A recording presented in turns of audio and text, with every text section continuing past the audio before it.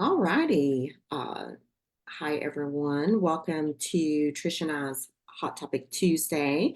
We are joining you again, and this week we are going to be talking about something very simple, but it can be quite helpful. Is 3 tips to overcome late night snacking. And I had mentioned in the details of the meeting group, like, are you currently have the focus of losing fat and you're real good during the day, and then maybe at the end of the day your snacking could be holding you back?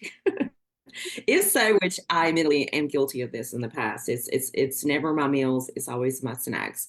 But with that being said, we have 3 very simple tips that could actually help you overcome the late night eating.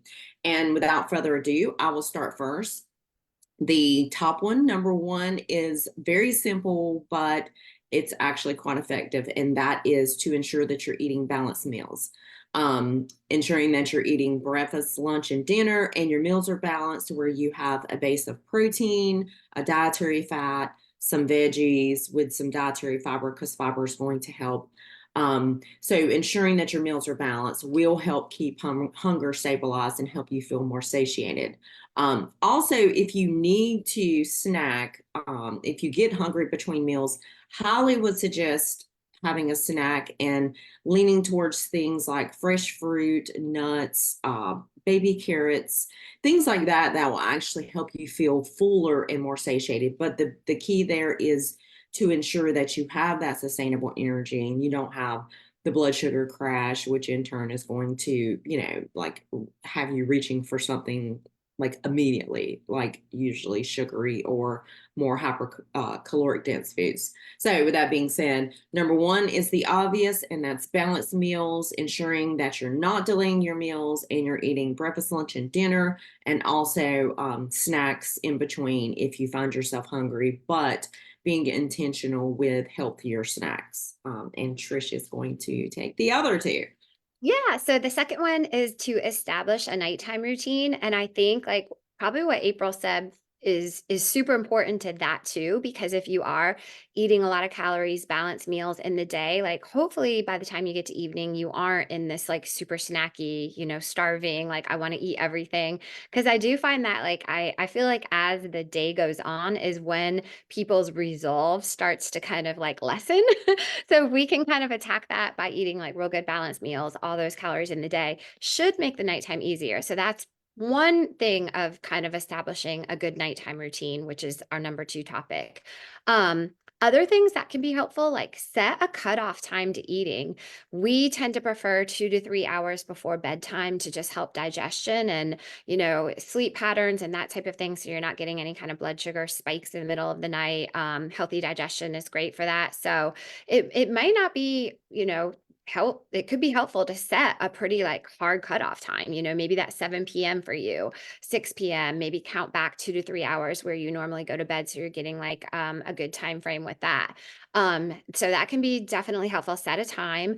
Also for a nighttime routine, maybe planning some, kind of calming activities, maybe I know mine is I eat dinner and then immediately I walk the dog. Well, I have my chocolate.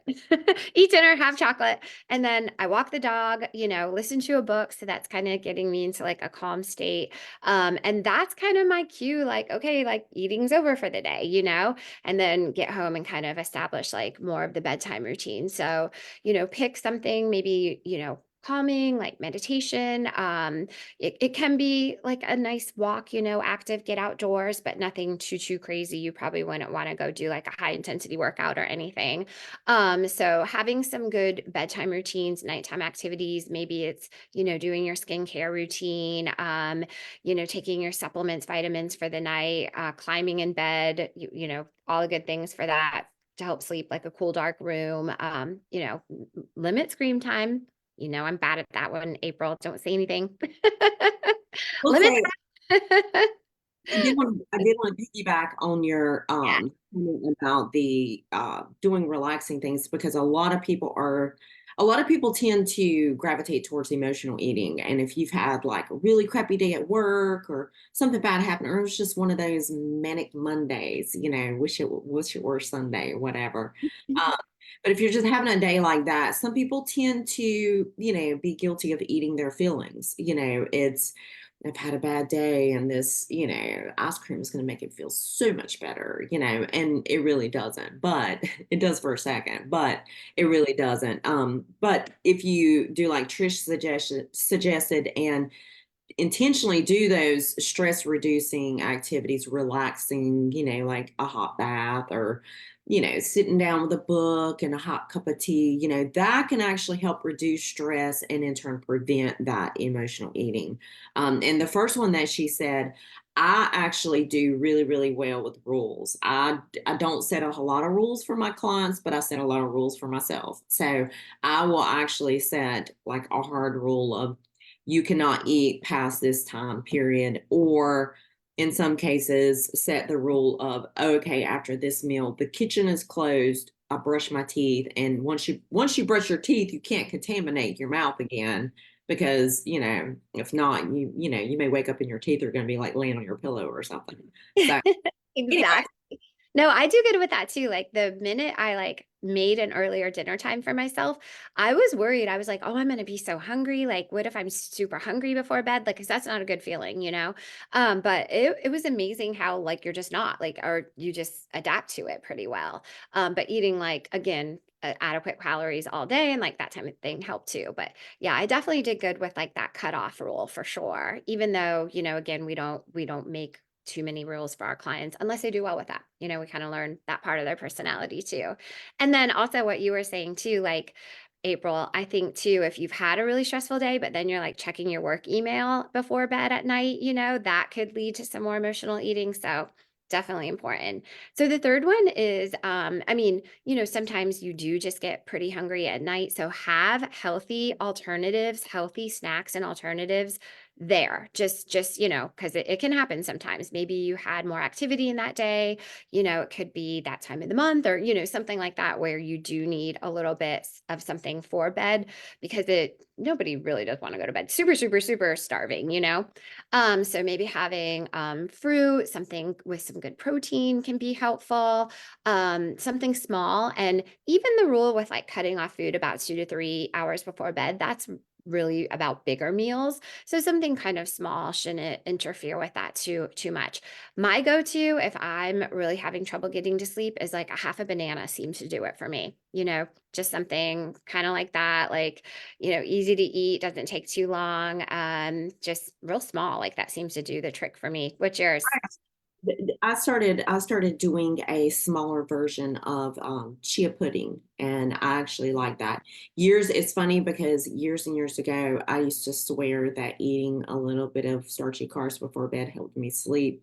But now I find that actually contributes to that 2 to 3 a.m. witching hour. Your blood sugar crashes and you wake up and then your brain turns on and you think about solving all the world's problems. But I did find that removing the starchy carbs for later in the day, and kind of, we talked about it several times, doing more of the circadian pattern eating, pushing Mhm. those earlier in the day has made a drastic, Yeah. drastic difference in sleep. But I guarantee if everybody, the time that we would actually take in sitting down with like snacks or, I think I know for myself, a lot can be habit. We develop the habit, and it's a matter of like, are you even hungry, or is it just a habit that you're accustomed to eating that snack or sitting down, the act of sitting down at the end of the day, finally you get to sit down, and you have a snack. But are you actually hungry, or is it just the act of, everything, all Many together? times I think it's the act, yeah. But if you have like a favorite snack or food that you want somewhere in your day, put it like earlier in your day, like that's okay too to do that. And probably again going to be healthier, because I experienced the same thing. I used to be kind of, I think for a while that was kind of we were under the impression that the carbs did kind of reduce cortisol and help sleep, but then found the opposite, that it can wake you up. And I definitely felt that too, for sure. And then also like tea can be a good thing. Like maybe you just want to like sip on an herbal tea or something. Just, also thinking in terms of giving your body into like some relaxation will be good. But that's all I That's it. So have. cool but effective. If anybody has any questions or comments, post them on our video below, and we will see y'all next week. Take care.